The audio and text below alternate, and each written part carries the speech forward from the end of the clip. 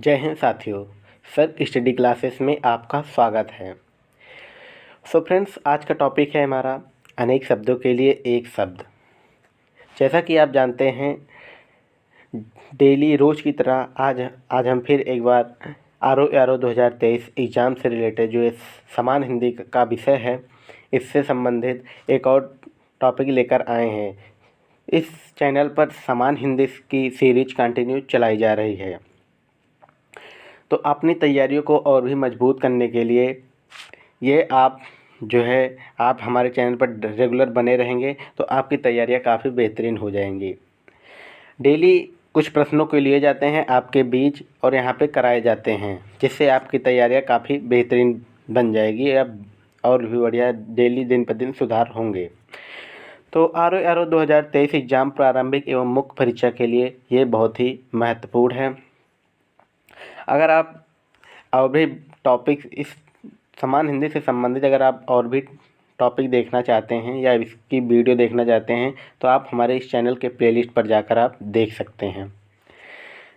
हर topic पर daily आपको एक वीडियो मिलती रहेंगी।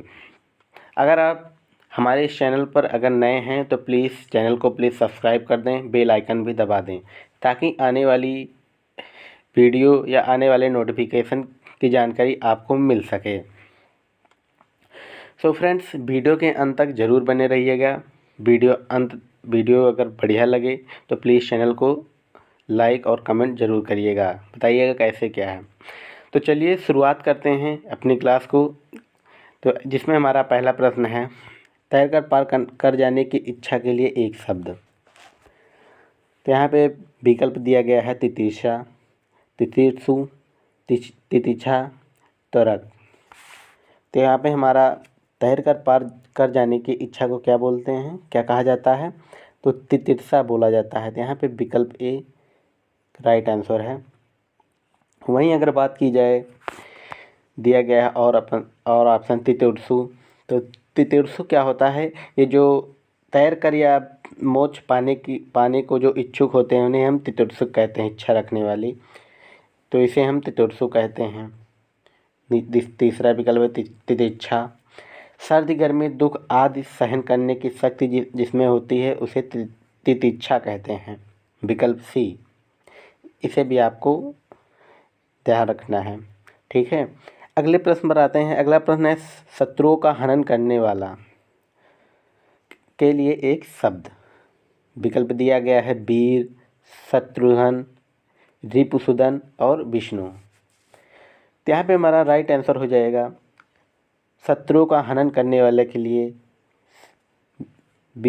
ऑप्शन बी विकल्प हो जाएगा शत्रुघ्न। ये हमारा राइट आंसर है। बाकी यहाँ पे और ऑप्शन की बात की, विकल्पों की बात की जाए तो यहाँ पे एक रिपुसूदन है।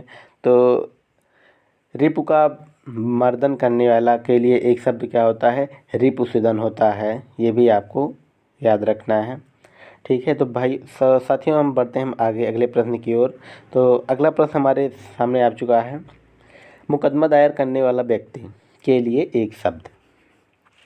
विकल्प ए दिया गया है वादी, प्रतिवादी, अभियुक्त और मुकदमेबाज। तो यहाँ पे 4 ऑप्शन दिया गया है। तो यहाँ पे हमारा राइट आंसर हो जाएगा मुकदमा दायर करने वाले व्यक्ति को क्या कहा जाता है? यहाँ पे वादी। विकल्प ए हमारा राइट आंसर है, वादी कहा जाता है। वहीं अगर बात की जाए अगले विकल्प की, प्रतिवादी। तो प्रतिवादी क्या होता है? जो है दायर मुकदमे का प्रतिवाद या बचाव करे, यानी जो मुकदमा दायर हुआ है उसका अगर वो बचाव करता है तो उसके लिए एक शब्द क्या हो जाएगा? प्रतिवादी हो जाएगा। अगला आता है अभियुक्त। अभियुक्त क्या होता है? तो साथियों, अभियुक्त वो होता है जिस पर मुकदमा चलाया गया हो। तो उसके लिए एक शब्द क्या हो जाएगा? अभियुक्त। जिस पर मुकदमा चलाया गया हो उसके लिए एक शब्द हो जाएगा अभियुक्त। तो यहाँ पे हमारा राइट आंसर हो जाएगा वादी। मुकदमा दायर करने वाले व्यक्ति को के लिए एक शब्द होता है वादी।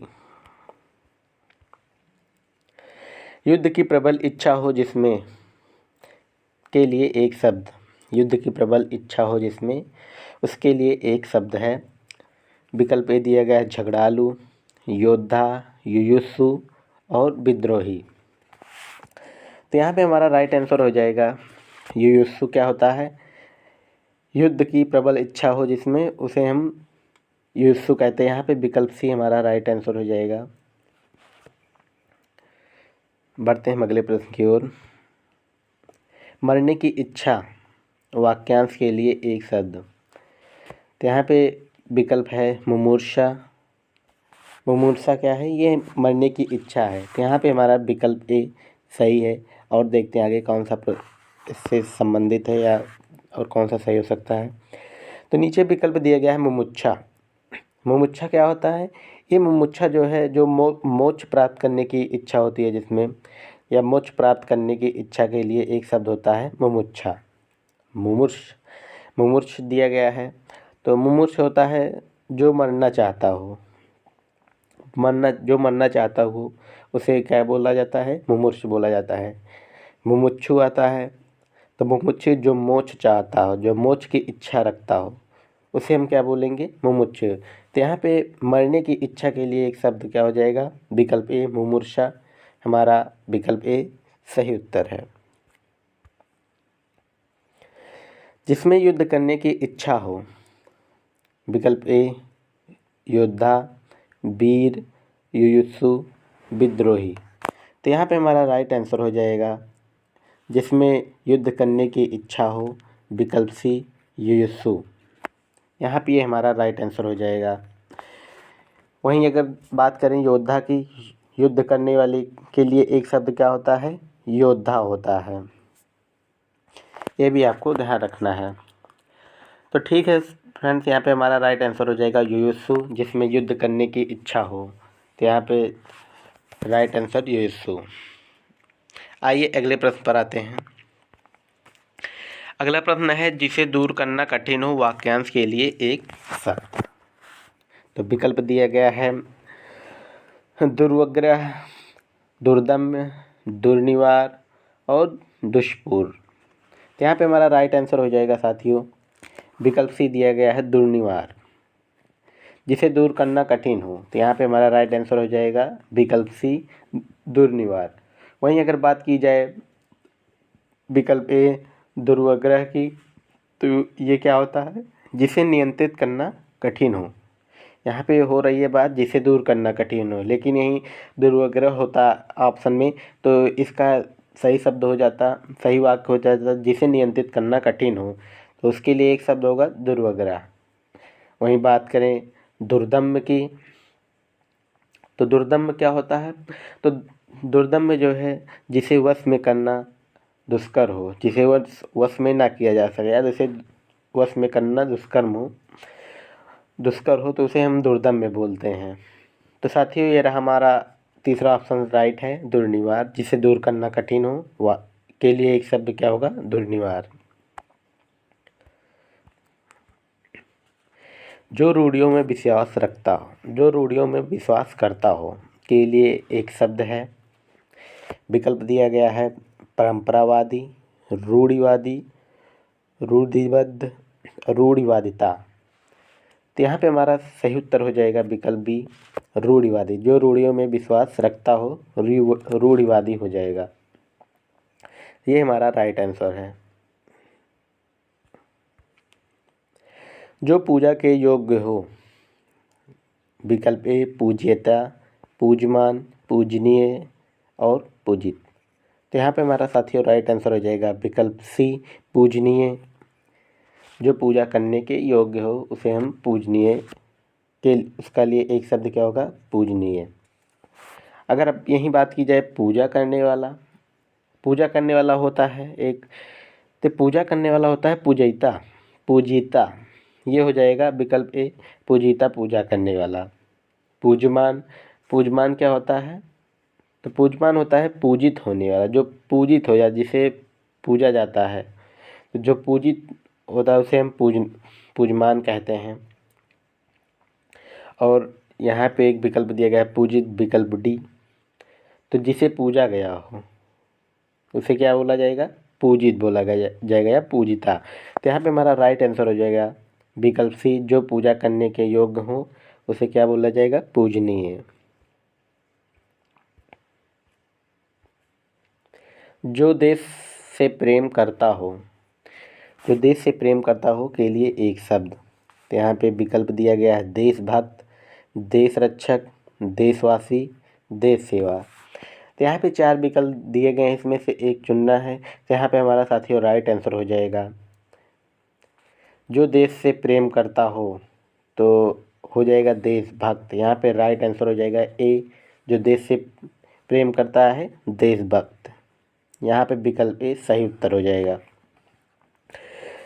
दिया गया है नीचे देश रक्षक, देश की सेवा करने वाले के लिए क्या करते हैं देश रक्षक, देश की सेवा करने वाले के लिए देश सेवा। और यहाँ पे देशवासी, देश में रहने वाले के लिए देशवासी। तो यहाँ पे हमारा राइट आंसर हो जाएगा विकल्प ए देशभक्त, जो देश से प्रेम करता हो। 100 में 100 के लिए एक शब्द। 100 में 100 के लिए एक शब्द क्या होता है? 100 में 100 के लिए एक शब्द 100%। तो 100% यहाँ पे है, विकल्प सी में दिया गया है। यहाँ पे ये हमारा राइट आंसर हो जाएगा विकल्प सी।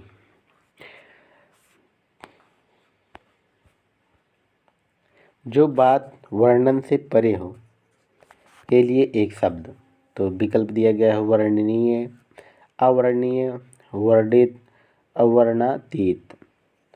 यहाँ पे हमारा राइट आंसर हो जाएगा विकल्प डी वर्णातीत, जो बात करने से परे हो। वहीं अगर बात की जाए वर्णनीय, विकल्प ए में दिया गया है वर्णनीय। तो वर्णनीय का के लिए एक शब्द होता है क्या, जो वाक्य हो जाएगा जिसे वाणी द्वारा व्यक्त किया जा सके, तो उसे हम वर्णनीय कहते हैं, जिसे वाणी द्वारा व्यक्त किया जा सके। अगर वही का विपरीत जो अवर्णनीय है, उसे हम बोलते हैं जिसे वाणी द्वारा व्यक्त ना किया जा सके। अगर जिसे वाणी द्वारा व्यक्त किया जा सके वर्णनीय, जिसे वाणी द्वारा ना व्यक्त किया जा सके उसे हम क्या बोलते हैं अवर्णनीय। तो ये भी आपको ध्यान रखना है। नेक्स्ट आते हैं वर्णित। तो वर्णित होता है जिसका वर्णन किया गया हो, जिसका वर्णन किया गया हो वो वर्णित कहलाता है। तो यहाँ पे हमारा राइट आंसर हो जाएगा जो बात वर्णन से परे हो वर्णातीत। यहाँ पे हमारा राइट आंसर हो जाएगा। अगले प्रश्न पर आते हैं आकाश को चूमने वाला। आकाश को चूमने वाला के लिए एक शब्द क्या हो जाता है? तो यहाँ पे हमारा सही उत्तर हो जाएगा आकाशचुंबी, विकल्प बी के लिए एक शब्द हो जाएगा। वहीं अगर बात की जाए विकल्प डी नीचे से देखते हैं आकाशदीप है। तो आकाशदीप क्या होता है? जो जहाज़ों को रात्रि में जो मार्ग दिखाते हैं, मार्ग यानी दिखाने वाले जो स्तंभ होते हैं, उसे हम क्या बोला जाता है? आकाशदीप बोलते हैं। ठीक है, तो यहाँ पे हम बढ़ते हैं अगले प्रश्न की ओर। अगला प्रश्न है क्षण भर में नष्ट हो जाने वाला के लिए एक शब्द। विकल्प दिया गया है क्षणातुर, क्षुधातुर, क्षणभंगुर, क्षणोद।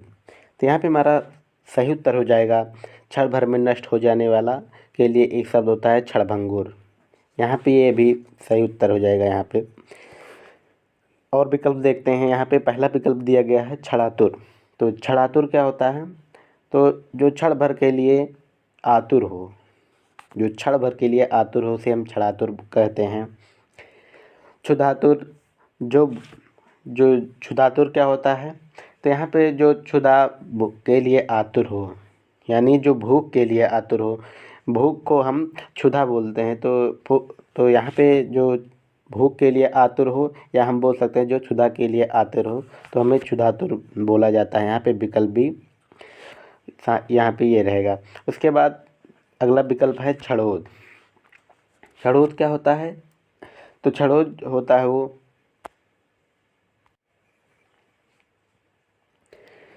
सी विकल्प दिया गया है क्षणभंगुर।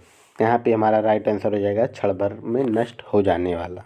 जो शब्दों द्वारा व्यक्त न किया जा सके के लिए एक शब्द। अव्यय, अकथनीय, अल्पज्ञ और अकथ्य। तो यहाँ पे हमारा सही उत्तर हो जाएगा जो शब्दों द्वारा व्यक्त न किया जा सके अव्यक्त हो जाता है। विकल्प ए हमारा सही उत्तर है। वहीं अगर बात की जाए अकथनीय, तो अकथनीय होता है जो वाणी या वचन द्वारा ना कहा जा सके। इसके लिए एक शब्द हो जाएगा अकथनीय।